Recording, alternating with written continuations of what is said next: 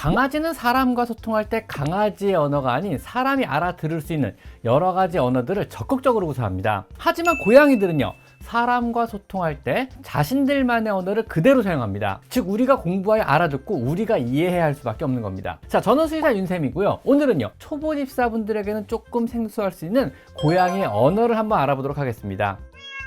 제 채널의 구독자분들은요, 많은 고양이들의 언어를 이미 알고 계시겠지만은요, 혹시 몰랐던 표현 없는지 다시 한번 확인을 해보는 이런 시간을 가져봐도 좋을 것 같습니다. 먼저 첫 번째로 뻐끔뻐끔이 있는데요, 분명히 나를 보고 야옹이라고 한 것 같긴 한데 아무런 소리가 안 들리는 경우가 있습니다. 나를 쳐다보며 입만 뻐끗거리며 아무런 소리를 안 내니까요, 목이 쉰 것 같다며 병원에 데려오기도 하는데요, 이것은 실은 소리를 내는 것입니다. 그것도 우리의 가청 주파수 대역을 넘어선 굉장히 고주파 소리를 내는 것입니다. 주로 아기 고양이가 엄마 고양이를 부를 때 내는 주파수 대역으로요, 엄마 나 여기 있어요, 엄마 엄마 하고 이렇게 부를 때 내는 소리인 것입니다. 즉 여러분을 쳐다보며 입만 뻐끔거리는 것은요, 여러분을 엄마로 인지하고 엄마 엄마 엄마 하고 어리광을 부리는 것이 생각하시면 좋습니다. 자, 두 번째는 발라당이 있는데요, 나를 빤히 쳐다보며 몸을 뒤집어서 발라당하고 배를 내보이며 들어 눕는 것은 어떤 의미일까요? 배를 만져달라는 것인 줄 알고 배를 만지려면요,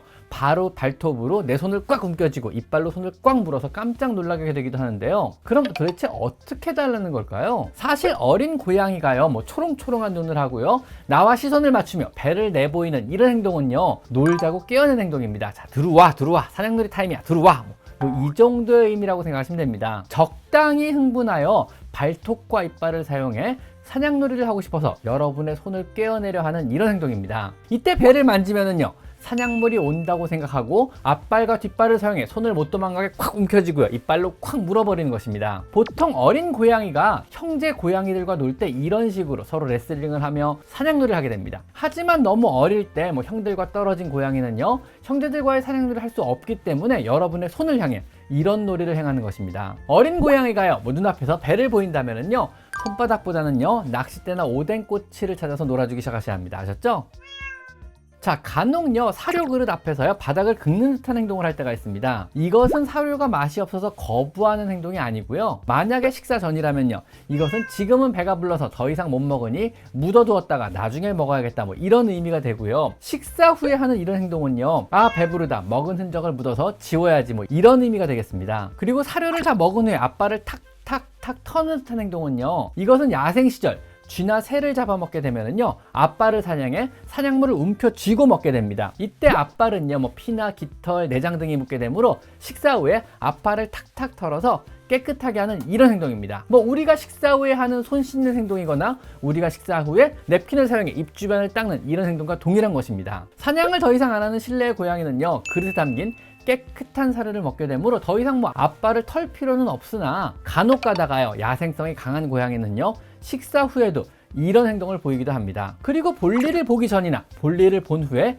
여기저기를 뛰어다니는 행동은요, 고양이의 야생 시절의 습관입니다. 배설시 고양이는요, 안전한 영역권에서 벗어나 영역에서 최대한 멀리 떨어져 배변과 배뇨를 합니다. 그래야지만 적이나 경쟁자로부터 자신의 영역을 숨길 수가 있기 때문에 그렇습니다. 그래서 안전하지 못한 장소, 안전하지 못한 배설 장소까지 뛰어갔다가 배설 후에는요, 안전하고 익숙한 자신의 공간으로 뛰어오는 이런 습관이 남은 것이라고 합니다. 아니면 쾌변의 세레모니일지도 모르겠습니다. 야, 쾌변했다! 이런 걸지도 모르죠.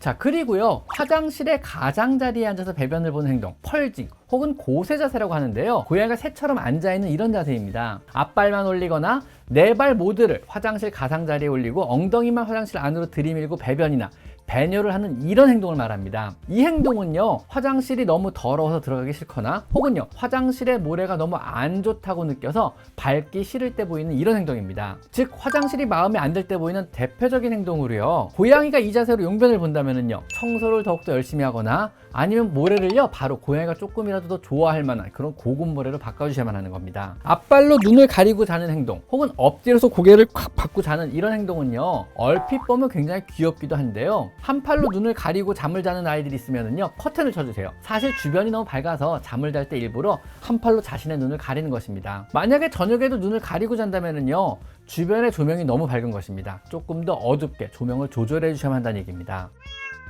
그리고 또 내가 만져주면은요, 만진 곳을 바로 핥는 이런 행동을 하기도 하는데요. 이것은 두 가지 의미가 있습니다. 첫 번째는요, 내 손에 묻어있던 로션이나 향수 같은 냄새가 자신의 몸에 묻어서 다시 그루밍을 통해 자신의 냄새를 덮는 이런 행동입니다. 두 번째는요, 털이 엉클어져서 다시 혀로 그루밍을 하고 털을 고르는 이런 행동입니다. 우리가 어린아이를 보고 귀엽다고 머리를 이렇게 슥슥 누가 만져주면요, 어린아이는 바로 이렇게 헝클어진 머리를 다시 다듬는 것과 같은 행동이라고 보시면 됩니다.